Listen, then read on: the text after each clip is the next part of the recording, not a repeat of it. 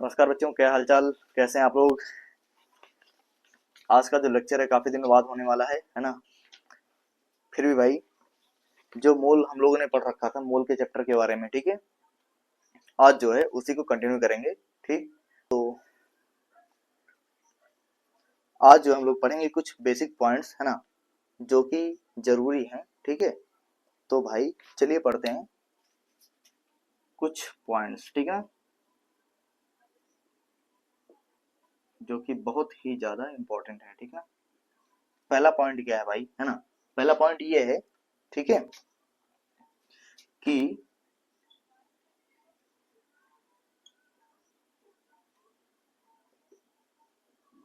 जो पार्टिकल्स होते हैं, ठीक है ना, 6 × 10⁻23 पार्टिकल्स, इसका जो वेट होता है ना, वेट मीन्स भार, है ना। इसका मतलब क्या होता है, भार, ठीक है ना। वो होता कितना है, ठीक है। आप सबको पता है भाई कि जो एवोगैड्रो नंबर होता है वो जिस किसी भी पदार्थ की, जिस किसी भी सब्सटेंस का रहेगा, उसी सब्सटेंस के, है ना, एटॉमिक वेट, है ना, ठीक है भाई, या फिर उसी सब्सटेंस के मॉलिक्यूलर वेट के इक्वल होता है। ठीक है, अगर मैं कहूं यहां से, है ना, कि एक पार्टिकल्स यानी कि वन पार्टिकल्स का वेट, है ना, वेट ऑफ वन पार्टिकल्स, तो यहां पर क्या हो जाएगा, एटॉमिक वेट और molecular weight of substance divided by Avogadro number. यानी कि अगर मैं एवोगैड्रो नंबर से डिवाइड करता हूं तो उस एक पार्टिकल्स का वेट निकल करके आ जाएगा भाई, जो होता है, ठीक है ना। बात समझ आ रही है, यही कहना चाह रहे थे। तो ये था पहला पॉइंट, है ना, जिसकी कुछ एग्जांपल्स भी यहाँ पर दे रखे हैं, तो देख लीजिए आप ध्यान से भाई, है ना, एग्जांपल्स में, ठीक है ना। कह रहा है कि weight of one atom of oxygen, weight of one atom of oxygen, यानी कि एक एटम ऑक्सीजन का वेट कितना होता है। तो आपको पता है भाई, एटम बोल रहा है, तो एटम का यहाँ पर जो है वेट हो जाएगा एटॉमिक वेट, है ना, एटॉमिक वेट डिवाइडेड बाई, यहाँ पर कह रहा है नंबर ऑफ, ये जो क्या नाम ऑक्सीजन होता है, ठीक है ना, यानी कि एवोगैड्रो नंबर इसका कितना होता है, सबके लिए एवोगैड्रो नंबर सेम होता है, तो यहाँ पर Na जो है इस डिवाइड कर देगा, इस एटम ऑक्सीजन के एटम का जो एटॉमिक वेट होता है वो होता है 16 ग्राम, तो डिवाइड कर देंगे Na से, है ना, ये जो है आ जाएगा भाई, किसी भी ऑक्सीजन के एक एटम का जो वेट रहेगा वो इतना आ जाएगा, ठीक है ना। ये कहना चाह रहा था। अगर मान लो कहीं गलती से हमने कह दिया भाई कि ये एटॉमिक वेट ना होकर के, मान लो कि मैंने बोला कि ये वन मॉलिक्यूल ऑफ ऑक्सीजन हो जाए, तो यहाँ पर क्या हो जाएगा फिर, तो यहाँ पर मॉलिक्यूल जो होता है ऑक्सीजन का, उसमें डबल ऑक्सीजन होते हैं, है ना, यानी कि O2 होता है ना, एटम तो O होता है, सिंगल होता है ना। अब यहाँ पर जो O2 हो जाएगा तो इसमें क्या हो जाएगा, 16 × 2 हो जाएगा, 32 हो जाएगा, यहाँ पर 32 ग्राम भाई, डिवाइड बाई नहीं हो जाएगा, ठीक है ना। तो मॉलिक्यूल के लिए ये हो जाएगा, ठीक है, यही होता है। और यहाँ पर कह रहा है कि मान लीजिए अगर मैंने बोला कि वेट ऑफ वन मॉलिक्यूल, है ना, weight of one molecule of H2O, यानी कि वाटर के एक मॉलिक्यूल के लिए, ठीक है ना, यहाँ पर जो है उसमें उसके एक पार्टिकल्स का वेट कितना होगा, ठीक है ना। तो देखिए भाई, यहाँ पर हो जाएगा वाटर के मॉलिक्यूल्स का वेट, है ना, यानी कि मॉलिक्यूलर वेट ऑफ H2O, यहाँ पर हो जाएगा 18, कितना हो जाएगा भाई, 18 हो जाएगा, ठीक है ना। जब 18 हो जाएगा तो यहाँ पर कह रहा है एवोगैड्रो नंबर से इसको डिवाइड कर देंगे, यानी कि Na से, और Na का जो वैल्यू होता है वो आपको पता है, ठीक है ना, कितना होता है भाई, 6 × 10⁻23, ठीक है, यही होता है। इससे डिवाइड कर देंगे भाई, एक पार्टिकल्स वाटर के, एक पार्टिकल्स के, है ना, वाटर के अंदर जितने भी मॉलिक्यूल्स यहाँ पर हैं, ठीक है ना, इसके एक पार्टिकल्स का जो वेट आएगा वो कितना आएगा, इतना आ जाएगा, ठीक है ना, ये कहना चाह रहा है। ठीक, क्लियर हो गया भाई। चलो अब दूसरा पॉइंट पढ़ते हैं, ठीक है ना। दूसरा पॉइंट क्या है, ठीक है ना, सेकेंड पॉइंट क्या है भाई आपका, ठीक है। सेकेंड पॉइंट है कि भाई 22,400 ml में, है ना, 22,400 ml में पार्टिकल्स होते हैं, ठीक है ना। कितने होते हैं देखो, जैसे यहां पर बोला है कि 6 इंटू 10⁻23 पार्टिकल्स का वेट एटॉमिक वेट या मॉलिकुलर वेट के बराबर होता है जिस सब्सटेंस का यहाँ पर पार्टिकल लिया गया है, ठीक है ना।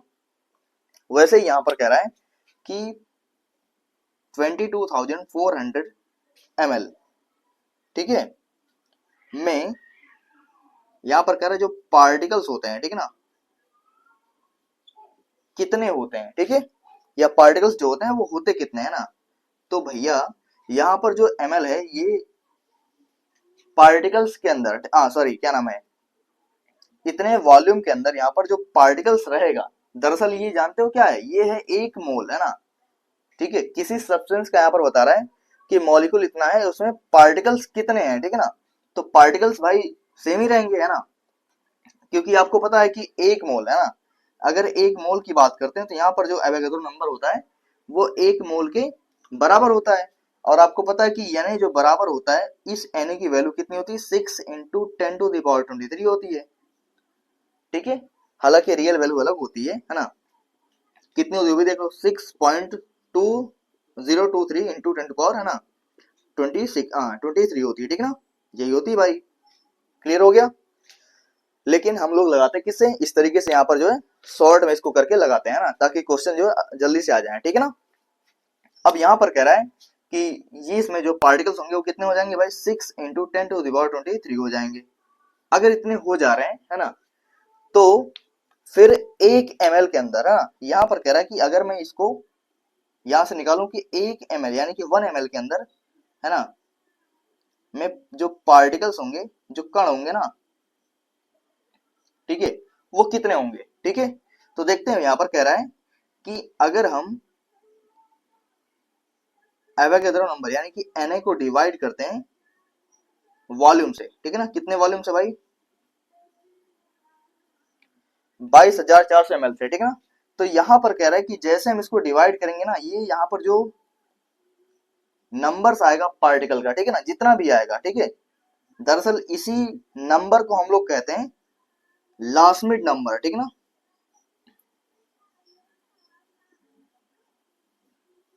लास्ट मिनट, ठीक है ना, ऐसे कुछ कहते हैं मेरे ख्याल से, हाँ यही कहते हैं, ठीक है ना, लास्ट मिनट नंबर, ठीक। तो यही आपको बताना था कि 1 ml यानी कि 1 ml पार्टिकल्स के अंदर यहाँ पर जो है ना, इतने पार्टिकल्स आते हैं, ठीक है ना भाई, इतने जो है पार्टिकल्स आते हैं 1 ml के अंदर, ठीक है। क्लियर हो गया, कोई दिक्कत, ये एवोगैड्रो नंबर है ना। चलो अब तीसरा पॉइंट देखते हैं।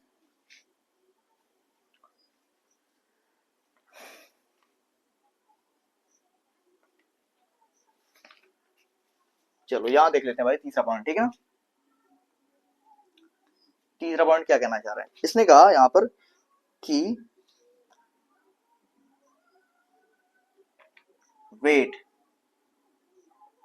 वेट ऑफ 22.4 लीटर और 22,400 है ना ml जो होता है, कह रहा है इसमें ml जो गैस है, ठीक है ना, एट एस टी पी पर जो वेट आएगा, वेट ऑफ यानी कि वॉल्यूम, अगर यहाँ पर हम बोले किसी भी गैस का जो वॉल्यूम दे रखा है, ठीक है ना, किसी भी गैस के वॉल्यूम यानी कि जो ml में दे रखा है या फिर लीटर में दे रखा है, इस पर कह रहा है इसका जो वेट होगा ना, इस गैस का जो वेट आएगा वो कितना आएगा, ठीक है ना, वो आएगा भाई इस गैस के मॉलिक्यूलर वेट के बराबर आएगा, ठीक है ना। कहना चाह रहे हैं कि भैया अगर किसी गैस का जो वॉल्यूम है वो 22.4 लीटर हो या फिर 22,400 ml हो, है ना, तो यहाँ पर इसका जो वेट आएगा, जो भार आएगा ना, ये भार मॉलिक्यूलर वेट के बराबर आएगा, ठीक है ना, यही कहना चाह रहा है और कुछ नहीं, ठीक है ना। तीसरे पॉइंट में यही कहा है ना। अब यहाँ पर क्यों मॉलिक्यूलर वेट की बात कर रहा है, केवल यहाँ पर एटॉमिक वेट की बात कहने की है, यानी कि यहाँ पर अणु भार की बात क्यों कर रहा है, ठीक है ना।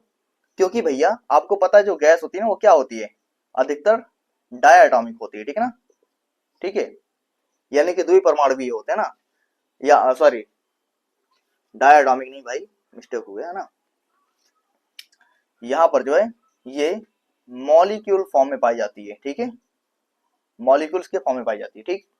अब वो डायटॉमिक हो सकती है, ट्राइडेमिक हो सकती है ना, या और भी कई सारे हो सकते हैं, ठीक है ना, टेट्राटॉमिक या फिर पेंटा हेक्सा जो भी हो, ठीक है ना, ऑक्टाइडॉमिक, ठीक है ना।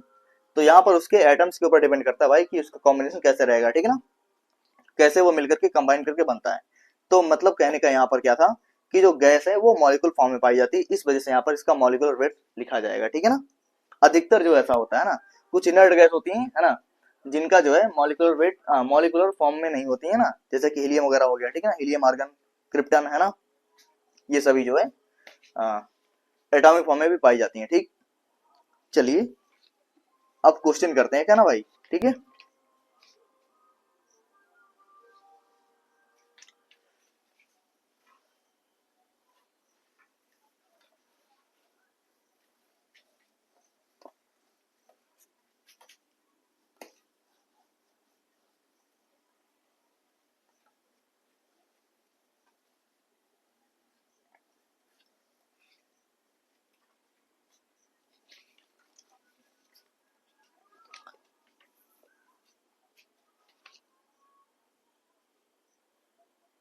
क्वेश्चन लिख रखा है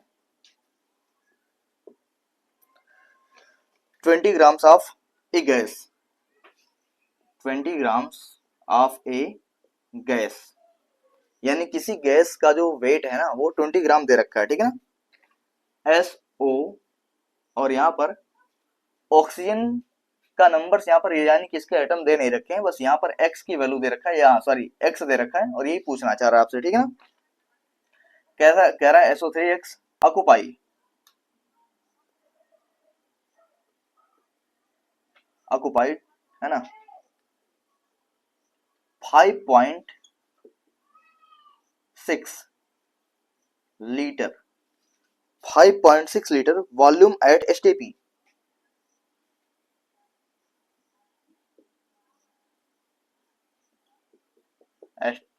एट सी, हाँ सॉरी, एट STP, है ना। फाइंड वैल्यू ऑफ एक्स पूछ रहा है यहाँ पर, फाइंड वैल्यू ऑफ एक्स, यानी कि यहाँ पर एक्स की वैल्यू क्या होगी, ठीक है ना। 20 ग्राम्स ऑफ ए गैस, यानी कि कोई गैस है ना, जो 20 ग्राम, ठीक है, या जिसका मॉलिक्यूलर वेट 20 ग्राम दे रखा है, ठीक है ना, यानी कि यहाँ पर इसका जो वेट हो जाएगा वो कितना हो जाएगा भाई, 20 ग्राम हो जाएगा। अब कह रहा है यहाँ पर कि SOX, इसका फॉर्मूला दे रखा है ना, SOX, ठीक है, मतलब इसमें सल्फर है और ऑक्सीजन दे रखा है, ठीक है। कह रहा है ऑक्यूपाई करता है 5.6 लीटर, है ना, यानी कि ये वॉल्यूम, जो वॉल्यूम होता है ना, इसने 5.6 लीटर वॉल्यूम को ऑक्यूपाई किया है, ठीक है ना, एट STP। और आपको पता है कि भाई जो वॉल्यूम है ये एक मोल का वॉल्यूम कितना होता है, 22.4 लीटर होता है, ठीक है ना, बात समझ आ रही है। तो हमें एक तो पता है कि भाई यहाँ पर जो है सबसे पहले निकालना क्या पड़ेगा, देखो यहाँ पर वेट दे रखा है और वॉल्यूम दे रखा है ना, तो हम यहाँ से निकाल सकते हैं मोल, ठीक है ना, वॉल्यूम दे रखा ना यहाँ पर, और इसका निकाल सकते हैं यहाँ पर हम जो है वेट, ठीक है ना, इस गैस का हम लोग टोटल वेट निकाल सकते हैं, ठीक है ना, इसका वेट कितना आएगा, है ना। देखो यहाँ पर फॉर्मूला हो जाएगा कि चाहे तो पहले हम मोल निकालें उसके बाद करें, या सीधे कर सकते हैं, देखो, है ना, ठीक है, molecular weight upon, sorry weight upon molecular weight equal to volume upon 22.4 litre, ठीक है ना, ये हो जाएगा। अब यहाँ पर भाई हमें निकालना क्या, वेट निकालना है, ठीक है ना, सॉरी वेट दे रखा है, मॉलिक्यूलर वेट निकालना है ना, तो वेट यहाँ पर हो जाएगा 20 ग्राम्स, ठीक है, और मॉलिक्यूलर वेट हो जाएगा यहाँ पर वैसे लिख देंगे उसको, ठीक है, और यहाँ पर जो वॉल्यूम हो जाएगा 5.6 लीटर दे रखा है, एट STP बोला है, तो यहाँ पर जो है वॉल्यूम होता है कितना भाई, 22.4 लीटर, है ना, ठीक। क्योंकि आपको पता है कि ये जो दोनों चीजें हैं ना, ये दोनों के दोनों जो है मोल निकालने के फॉर्मूले हैं, ठीक है ना। यहां से भी मोल आता है भाई, यहां से भी मोल आता है, तो हमने दोनों को इक्वल कर दिया आपस में, ठीक है ना। क्योंकि हमें जो है यहाँ पर वॉल्यूम भी दे रखा है और हमें वहां पर वेट भी दे रखा है, ठीक है ना। तो यहाँ से जो है निकल करके आ जाएगा मॉलिक्यूलर वेट डायरेक्टली, ठीक है ना। देखो कैसे आएगा, हमने इसको डिवाइड किया भाई इससे 1/4, यानी कि ये 4 बार डिवाइड किया, ठीक है ना, 4 बार में कट जाएगा। फिर ये कह रहा है कि भाई 4 इधर जाके मल्टीप्लाई करेगा 20 के पास में, है ना, 24 जा कितना हो जाएगा 80, है ना। तो इसका जो वेट हो जाएगा 80 ग्राम्स हो जाएगा, और यहाँ पर मॉलिक्यूलर वेट को उस तरफ लेकर के जाएंगे भाई MWT, ठीक है ना। तो यहाँ से ये आपका मॉलिक्यूलर वेट आ गया SOX का, है ना, यानी कि सल्फर, सॉरी, SOX का जो यहाँ पर मॉलिक्यूलर वेट आ जाएगा वो 80 ग्राम आ जाएगा, ठीक है ना। अब कह रहा है यहाँ से कि x की वैल्यू आपको निकालनी है, x की वैल्यू कितनी आएगी, ठीक है ना, ये निकालना है। कहीं ना कहीं आपने पढ़ा होगा, कहीं ना कहीं से आपको पता होगा, अगर नहीं पता है तो मैं आपको बता रहा हूँ भाई कि जो सल्फर होता है इसका मॉलिक्यूलर सॉरी एटॉमिक वेट इसका होता है ना, 32 ग्राम्स, ठीक है ना। इसके अलावा ऑक्सीजन का कितना होता है भैया, ऑक्सीजन के एटम का जो वेट होता है ना, वो होता है 16, यानी कि 16 ग्राम्स। अब यहाँ पर कह रहा है कि 16 इंटू यहाँ पर दे रखा है x, क्यों, क्योंकि इसके एटम्स के बारे में हमको पता नहीं है जो कि निकालना है।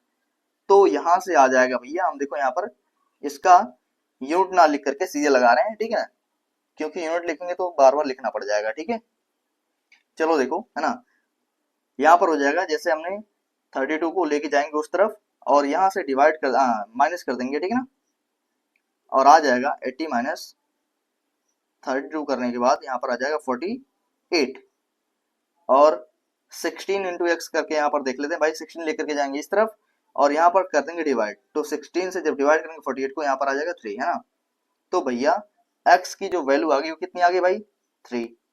क्लियर हो गया, यहाँ पर जो है x की वैल्यू 3 आ गई।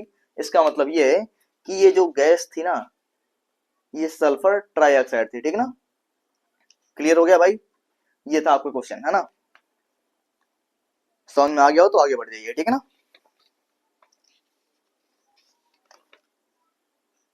क्लियर हो गया भाई, आगे चले।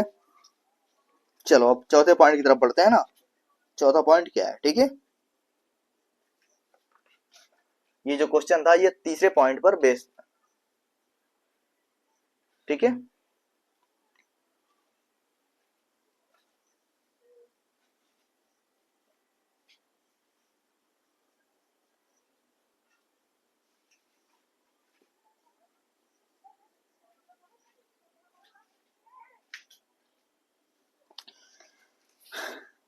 चौथे पॉइंट में ये कहना चाह रहा है कि how to calculate volume of a liquid, किसी भी लिक्विड का जो वॉल्यूम होता है ना उसे हम कैलकुलेट कैसे करते हैं, ठीक है ना। चौथा पॉइंट आपका भाई, है ना, फोर्थ पॉइंट है ना, कह रहा है कि हाउ टू कैलकुलेट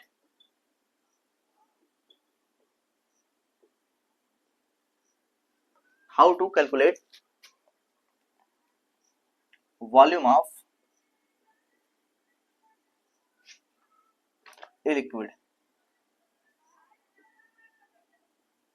यानी कि किसी लिक्विड का जो वॉल्यूम होता है, ठीक है ना, उसे हम कैलकुलेट कैसे करते हैं, कैसे निकालेंगे उसका वॉल्यूम कितना आएगा, ठीक है ना, उसी पर बेस है, ठीक। मान लो कि जैसे हमने यहाँ पर वाटर को ले लिया H2O, है ना, ठीक है। ये यहां पर जो है वॉल्यूम, सॉरी, जो H2O है ये जो है यहाँ पर वेपर के फॉर्म में पाया जाएगा, यानी कि जल वाष्प के रूप में पाया जाएगा, और ये कंडेंस हो रहा है, ठीक है ना। क्या हो रहा है भाई, कंडेंस होकर के ये लिक्विड फॉर्म में कन्वर्ट हो जा रहा है, ठीक है। क्लियर हो रहा है, ठीक।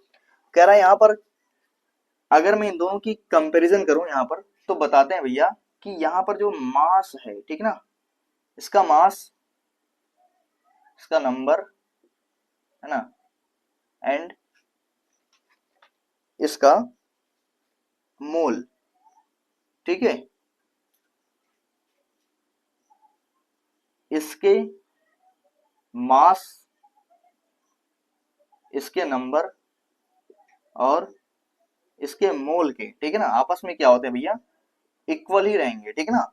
यानी कि जितना इस वाटर वेपर का, ठीक है ना, मास होगा उतना ही इस लिक्विड फॉर्म में वाटर का होगा, ठीक है ना। यानी कि अगर वो वेपर में है और ये लिक्विड में, यानी कि वो अगर जलवाष्प में है, ठीक है ना, और ये अगर द्रव अवस्था में आ गई है ना जल, तो यहाँ पर जो इसका मास रहा होगा, यहाँ पर भी इसी का मास वही रहेगा, ठीक है ना, इसका मास वही रहेगा, ठीक। इसका जो नंबर है, नंबर रहेगा, नंबर ऑफ पार्टिकल जो भी रहेंगे, ठीक है ना, number of molecule, number of atom, जो कुछ भी रहेगा, ठीक है ना, तो वो यहाँ पर भी उसका नंबर उतना ही रहेगा, ठीक है। यानी कि यहाँ पर अगर हम मोल की भी बात करें तो मोल भी जितना इसका मोल यहाँ पर रहेगा उतना ही मोल यहाँ पर भी इस लिक्विड फॉर्म में रहेगा, ठीक है। लेकिन अब जो दो चीजों की बात करने वाले हैं भाई, एक तो है इसका वॉल्यूम, ठीक है, और दूसरा है इसकी डेंसिटी। अगर मैं वॉल्यूम और डेंसिटी की बात करता हूं तो यहाँ पर इसका जो वॉल्यूम रहेगा इसकी डेंसिटी के इक्वल नहीं रहेगा, ठीक है ना भाई, ये थी जरूरी बात, है ना। यानी कि तीन चीजें तो सेम रहती हैं, लेकिन दो चीजें ऐसी हैं जो, है ना, अगर कभी भी कोई भी सब्सटेंस वाटर से सॉरी वेपर से लिक्विड में या लिक्विड से जो है सॉलिड में कन्वर्ट होता है तो वहां पर उसकी वॉल्यूम और डेंसिटी में चेंज आता है, लेकिन इन दोनों में, इन तीनों में कोई चेंज नहीं आएगा, ठीक है, ये कहना चाह रहे थे, ठीक। यानी कि अगर बदलेगा तो क्या बदलेगा, यहाँ पर वॉल्यूम और डेंसिटी केवल बदलता है, ठीक है, क्लियर हो गया।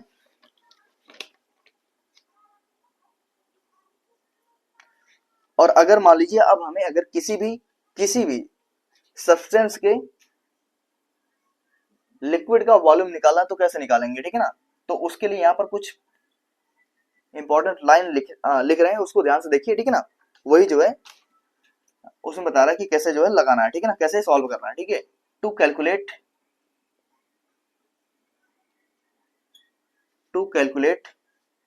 Volume of liquid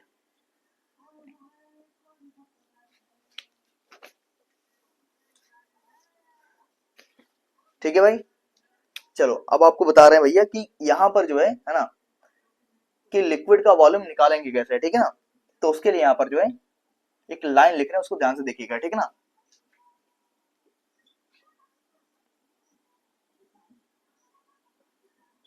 to calculate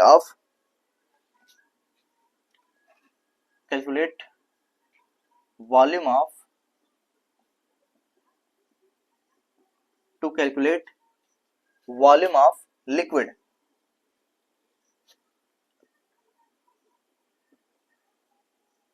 first find the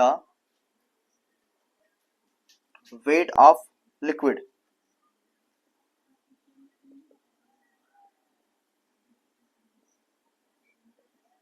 यानी कि भैया अगर आपको किसी भी लिक्विड का वॉल्यूम निकालना है, ठीक है ना भाई, ये क्लियर नहीं हो रहा होगा, इसको दोबारा लिख दे रहे हैं, ठीक है। कह रहा है कि भैया अगर आपको किसी भी लिक्विड का वॉल्यूम कैलकुलेट करना है, ठीक है, तो उससे पहले आपको निकालना क्या पड़ेगा, उससे पहले आपको first find the weight of liquid, यानी कि आपको उससे पहले उसी लिक्विड का वेट निकालना पड़ेगा, यानी कि उसका भार कितना है, ठीक है ना, उस लिक्विड का वेट कितना है, तो आप वहां से अगर वेट उसका आ गया तो आप उससे जो है उसका वॉल्यूम निकाल लेंगे, ठीक है ना। ठीक भाई, चलो तो यहाँ पर वॉल्यूम इक्वल टू क्या हो जाएगा, फॉर्मूला क्या बनेगा भैया, मास अपॉन डेंसिटी, है ना, क्लियर हो गया, मास अपॉन डेंसिटी। आपने इस फॉर्मूले को बहुत पहले ही पढ़ रखा होगा, 11th या 12th क्लास में, ठीक है ना, 11th क्लास में, ठीक है। यानी कि अगर आपको आयतन निकालना है तो आप द्रव्यमान को उसके डेंसिटी से डिवाइड कर दीजिए, है ना, यानी कि उसके मास को डेंसिटी डिवाइड करेंगे तो यहाँ पर उसका वॉल्यूम आ जाएगा, ठीक है ना, क्लियर हो गया भाई, ठीक। चलिए अब करते हैं क्वेश्चन, है ना।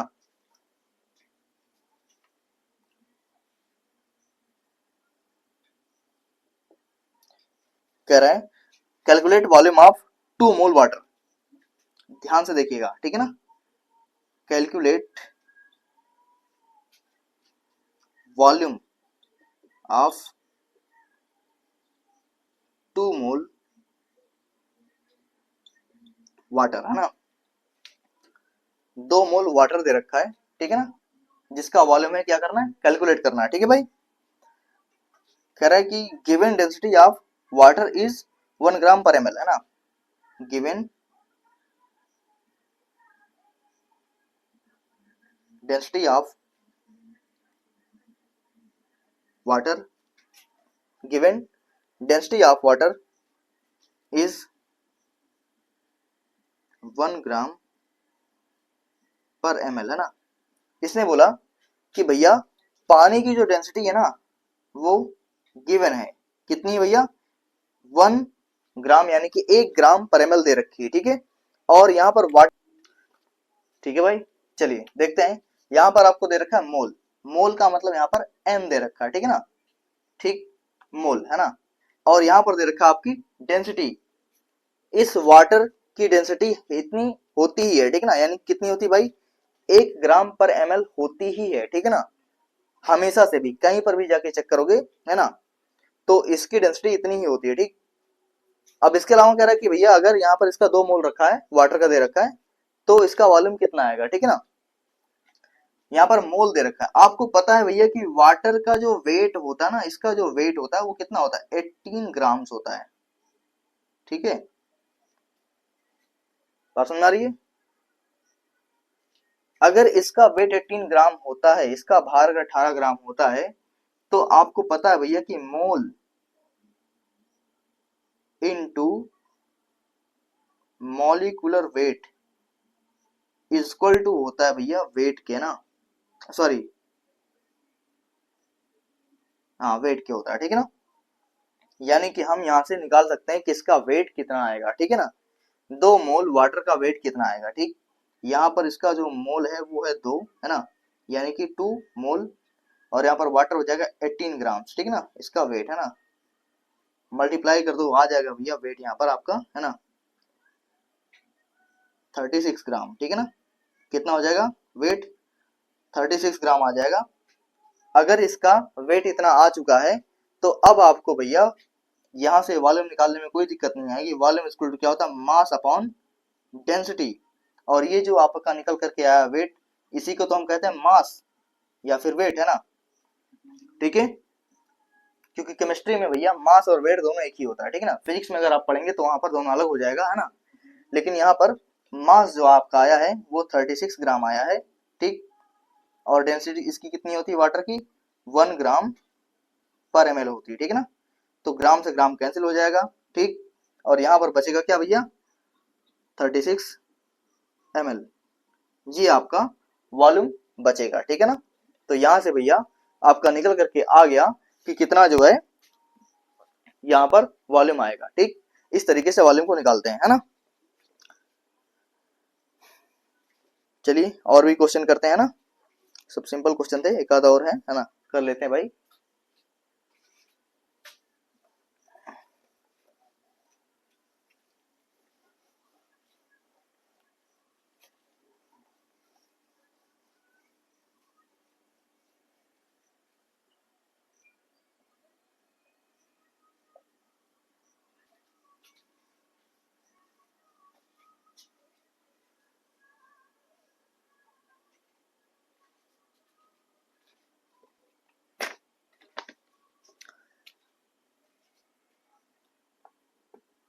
चलिए क्वेश्चन देखते हैं भाई। कह रहे 22.4 litre water vapour is condense, water vapour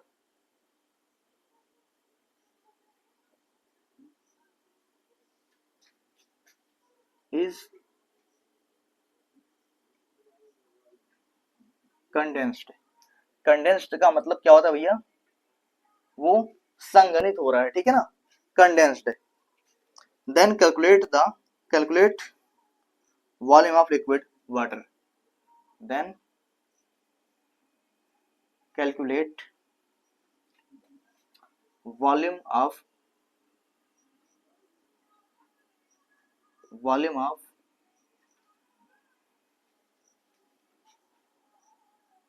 liquid water.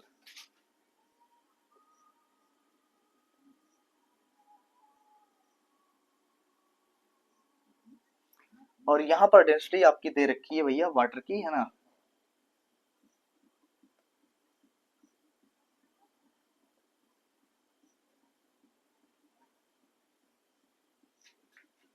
One gram पर ml, ठीक है ना, ये दे रखी है।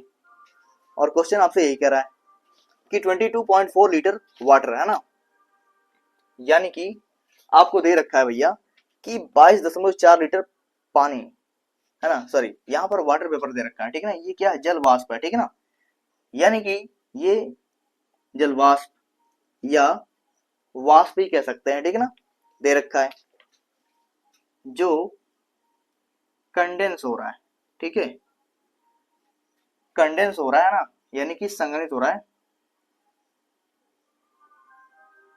ठीक। और यहां पर ये इसका लिक्विड फॉर्म बना रहा है, ठीक है ना, ठीक भाई। अब कहना चाह रहा है ये कि अगर इसका जो वॉल्यूम था वो 22.4 लीटर है ना, तो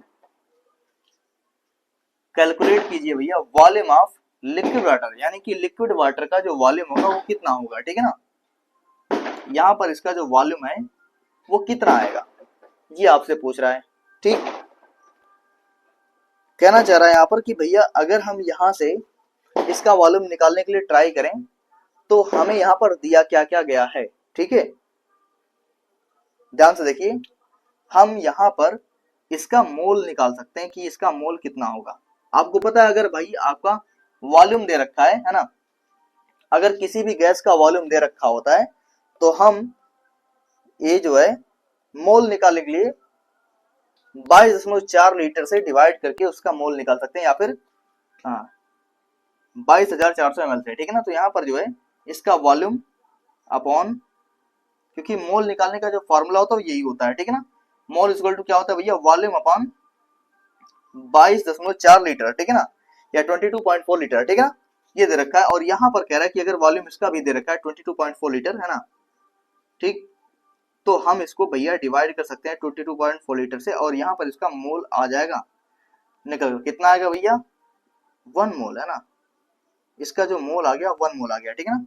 अगर 1 मोल आ चुका है तो आपको पता है कि चाहे वो लिक्विड में रहे या वेपर में रहे, इसका मोल अगर 1 है ना, तो इसका मतलब है कि अगर मैं यहाँ पर इसका मास निकालता हूं, है ना, तो मास भी इसका निकल जाएगा, ठीक है ना, ठीक। अच्छा आप ये बताइए इस वाटर का मॉलिक्यूलर वेट कितना होता है, कमेंट कीजिए भाई और बताइए जरा, तो इसका मॉलिक्यूलर वेट कितना होता है, यानी कि इसका अणुभार कितना होता है, ठीक है ना, वैसे हम यहाँ पे बता रहे हैं, ठीक है ना। देखो H2O जो होता है इसका मॉलिक्यूलर वेट होता है 18 ग्राम, कितना होता है भैया, ये इसका मॉलिक्यूलर वेट होता है ना, ठीक है। अगर मैं इसके मॉलिक्यूलर वेट में 1 मोल से मल्टीप्लाई करता हूं तो इसका वेट निकल करके आ जाएगा कि इस समय इसका वेट कितना है। देखो मोल इक्वल टू होता है वेट अपॉन मॉलिक्यूलर वेट, ये आपने पढ़ रखे हैं, ठीक है ना, आप लोगों ने इसको पढ़ रखा है, ठीक है। और अगर मैं मॉलिक्यूलर वेट को मोल से मल्टीप्लाई करता हूं तो यहां पर जो वेट निकल करके आ जाएगा कि इस वाटर वेपर का जो वेट है वो कितना है, ठीक है ना। तो देखो भैया मॉलिक्यूलर वेट यहाँ पर जो है वो 18 ग्राम्स है, ठीक है। हमने यहाँ पर इसको मोल से मल्टीप्लाई किया, मोल कितना आया निकल कर भाई, 1 मोल आया, ठीक है ना। तो 18 का मल्टीप्लाई 1 से कर देंगे तो यहाँ पर इसका मॉलिक्यूलर वेट आ जाएगा, क्लियर हो गया भैया। यहाँ पर कितना आ जाएगा भैया, 18 ग्राम्स इसका सॉरी 18 ग्राम इसका वेट आ जाएगा, ठीक है ना, ठीक है, कि इसका वेट कितना है ना। इस समय यहाँ पर वाटर पेपर दे रखा है, इसका वॉल्यूम दे रखा है, तो यहाँ से ये अभी क्लियर हुआ है कि इसका जो वेट इस टाइम है ना, वो इस समय जो है वो 18 ग्राम है, ठीक है ना। और इसका मॉलिक्यूलर वेट होता कितना है, 18 ग्राम होता है, लेकिन यहाँ पर जब इसका वेट निकाला गया तो इतना ही आ रहा है, ठीक है ना, कुछ और भी आ सकता था, ठीक है ना, बात समझ आ रही है। पर यहाँ पर 18 ग्राम से निकल करके आया कि इस समय इसका वेट इतना ही है, ठीक है ना, ये चीज यहाँ पर हो रही है।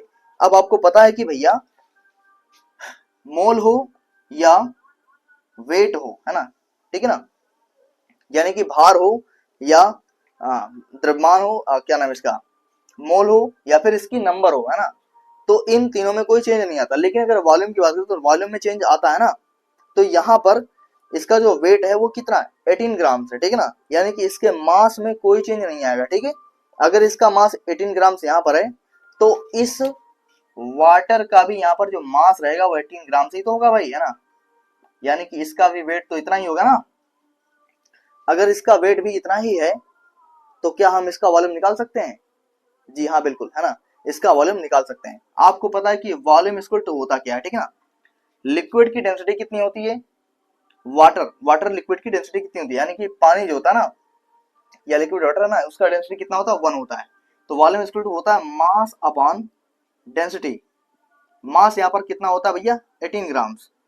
आप देखिएगा तो यहाँ पर चाहे वो वेपर से लिक्विड में या लिक्विड से वेपर में या वेपर से क्या नाम, लिक्विड से सॉलिड में जाए, ठीक है ना, कहीं पर भी कन्वर्जन होगा, कंडेंस होगा यहाँ पर, जब भी कोई भी सब्सटेंस, ठीक है ना, कंडेंस होगा या यहाँ पर जो है वेपराइज्ड होगा, ठीक है ना, तो यहाँ पर उसके मास में कोई चेंज नहीं आता, उसके नंबर में कोई चेंज नहीं आता, उसके मोल में भी कोई चेंज नहीं आता, ठीक है ना।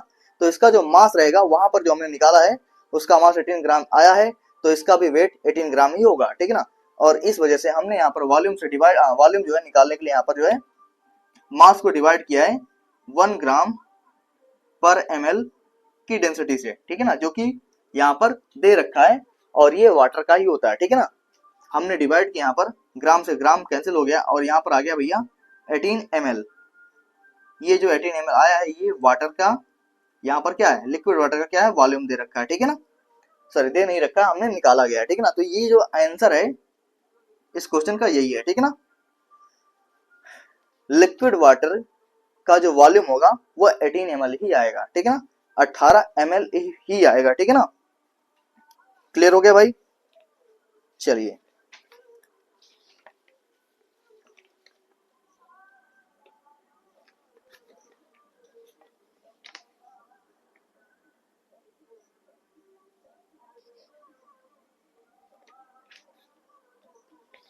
चलिए अगला पॉइंट पढ़ते हैं ना, जो कि बहुत ही इंपॉर्टेंट होने वाला है, ठीक।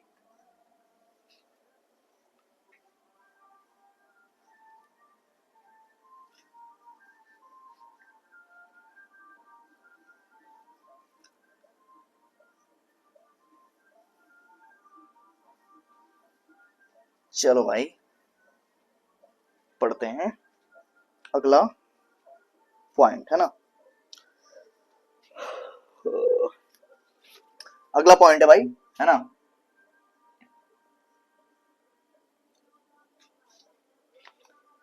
आइडियल गैस इक्वेशन, ठीक है ना। अगला पॉइंट क्या है, आइडियल गैस इक्वेशन, ठीक है ना।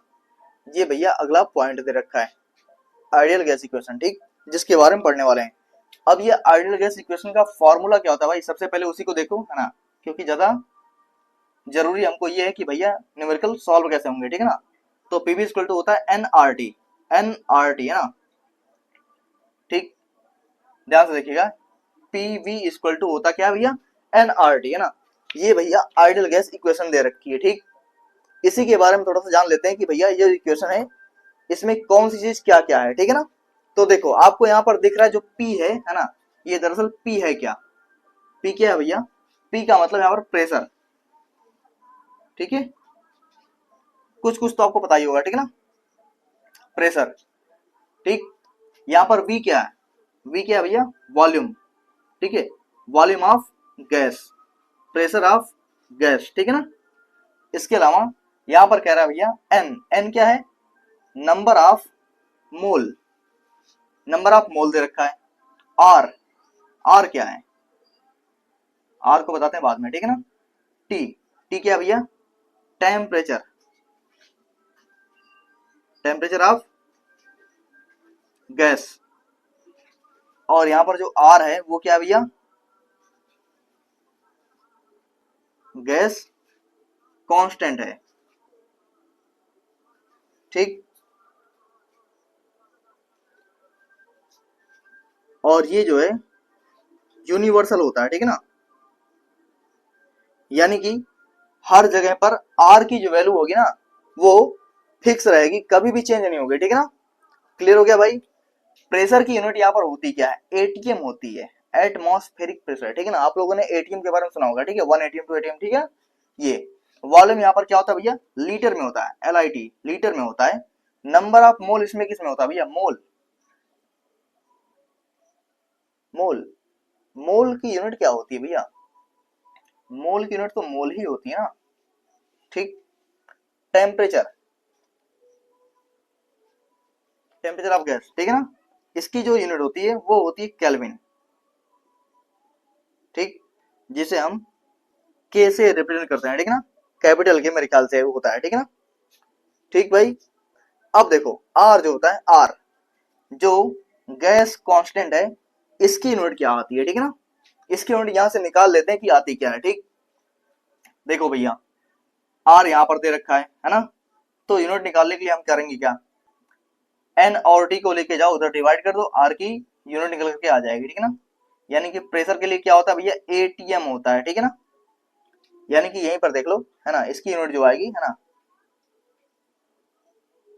प्रेशर हो जाएगा भैया ये एटीएम, इंटू वॉल्यूम क्या हो जाएगा भैया, litre, ATM into litre upon mole, इधर से जाएगा यानी कि एन जाएगा उधर तो मोल डिवाइड करेगा, मोल हो गया, इंटू टाइम भी जाएगा तो केल्विन भी जाएगा, ठीक है ना।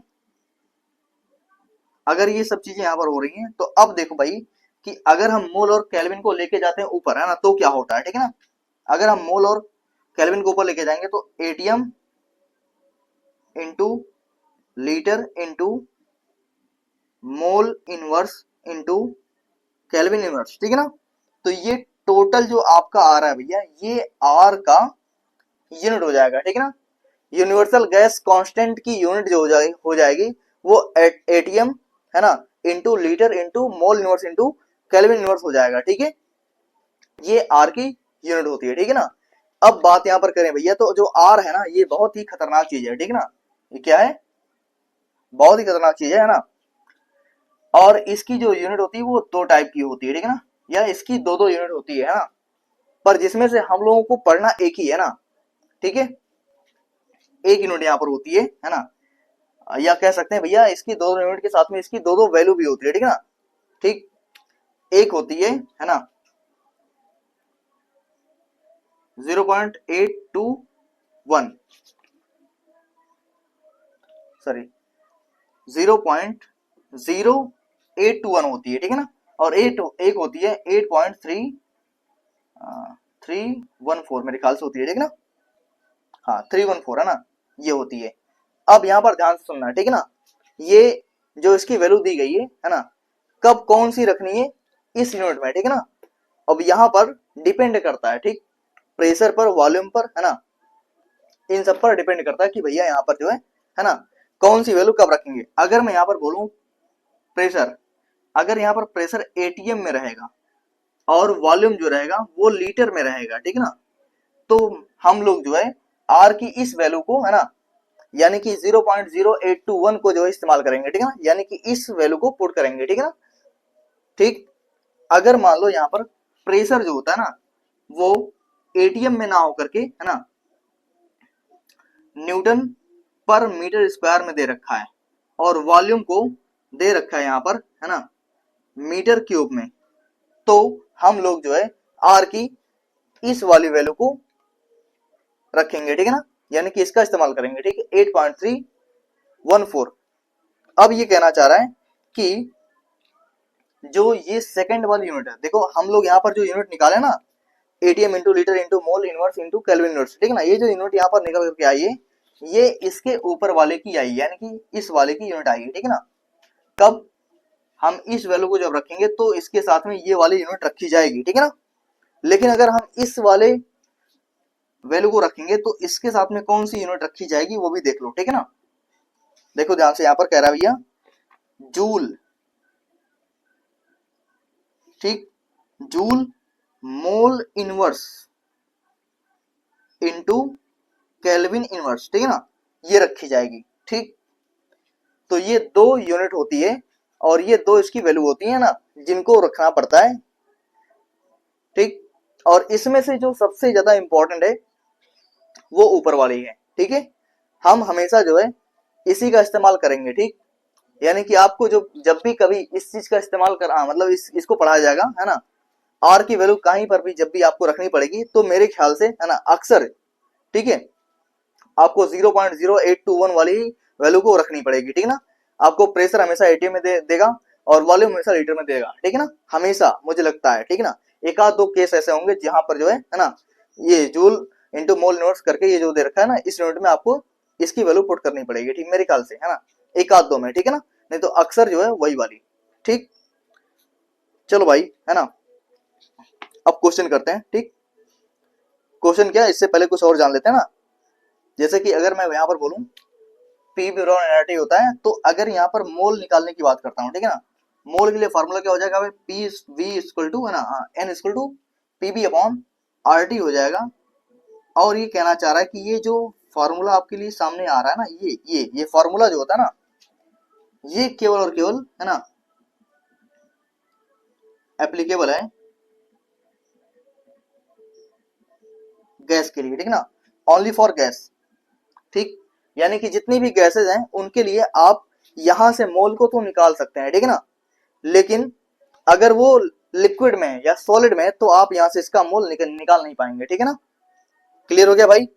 तो फिर हम कहां से निकालेंगे सर, है ना, तो भैया आप जो निकालेंगे ना, वो आपको निकालने के लिए यहाँ पर पहले ही फॉर्मूला पढ़ा दिया गया है, यहां से आप निकालेंगे किसी भी सॉलिड या फिर लिक्विड के लिए। ठीक है ना, weight upon molecular weight equal to, है ना, नंबर अपॉन एवोगैड्रो नंबर। आप इस वाले फॉर्मूले से मोल को निकाल सकते हैं और ये एप्लीकेबल होता है भैया सबके लिए। ठीक है ना, चाहे वो सॉलिड हो, चाहे वो लिक्विड हो, है ना, या फिर वो गैस ही क्यों ना हो। ठीक है ना, तो आप जो है तीनों के लिए भैया इस फॉर्मूले का इस्तेमाल कर सकते हैं। ठीक, इस फॉर्मूले से तीन के तीनों जो है ना, स्टेट में वॉल्यूम निकल जाएगा किसी भी सब्सटेंस का। ठीक है ना, सॉरी, मोल निकल जाएगा। ठीक है ना, किसी भी सब्सटेंस का। ठीक,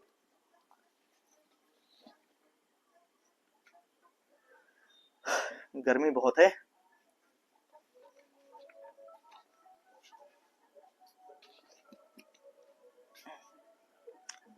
चलो भाई आगे चलते हैं। ठीक है, रिवीजन करते रहिएगा, है ना, नोट्स बनाओ, रिवीजन करो, क्वेश्चन लगाओ।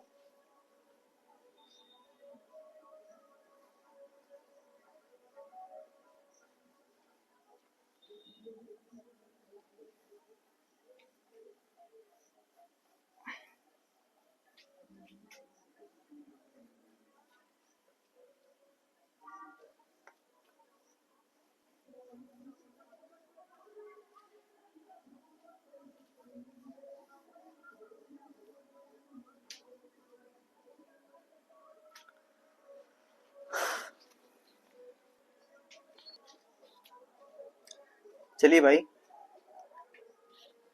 चलिए क्वेश्चन करते हैं। ठीक है,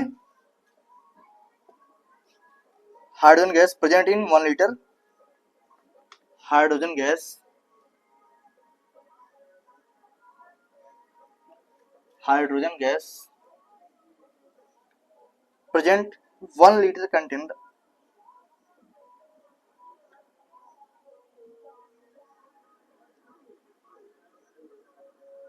प्रेजेंट 1 लीटर। ठीक है, कंटेनर,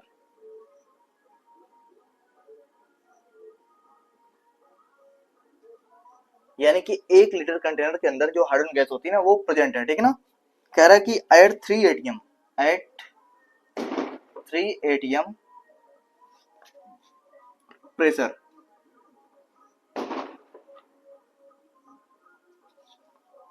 एंड 300 केल्विन टेम्परेचर, यहां पर कह रहा है भैया कि कोई हाइड्रोजन गैस है जो कि 1 लीटर है ना, 1 लीटर कंटेनर के अंदर 3 atm प्रेशर और 300 केल्विन टेम्परेचर पर क्या यहाँ पर है, प्रेजेंट है, ठीक है ना। कह रहा है कि कैलकुलेट मोल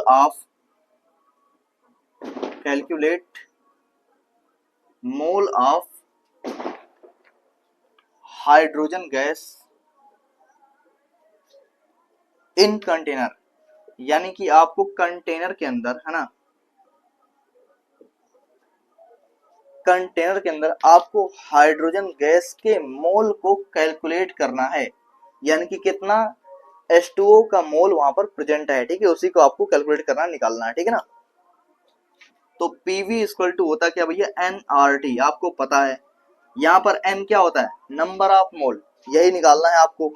आपको दिया है 1 लीटर वॉल्यूम, ये क्या देख रहा है भैया, वॉल्यूम दे रखा है।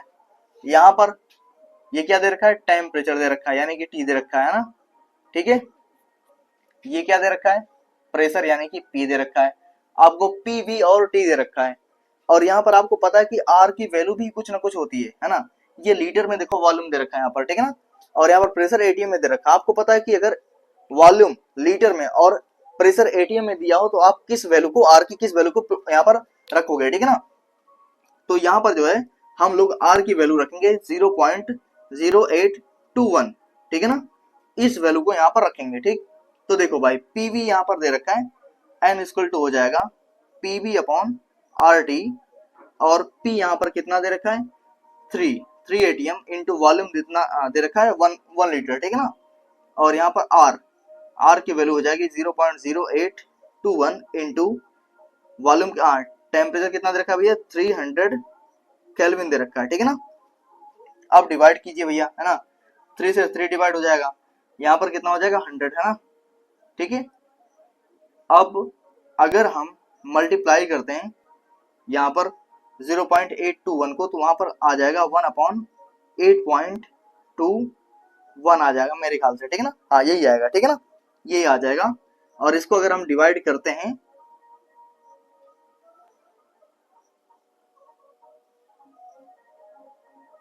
ठीक है, तो लगभग 0.12 मोल के आसपास आएगा, है ना। 8 है तो 0 लगाएंगे तो 10 हो जाएगा, 8 1 8, है ना, और इसके बाद 2 और 1, मतलब कहने का लगभग वही है, 812 यानी कि 20 हो जाएगा ना, तो 8 2 16 होता है, ठीक है ना, लगभग समथिंग 0.12 के मोल के आसपास आएगा, ठीक है। तो भैया ये हो जाएगा आपका आंसर, ठीक है ना, ठीक, ओके।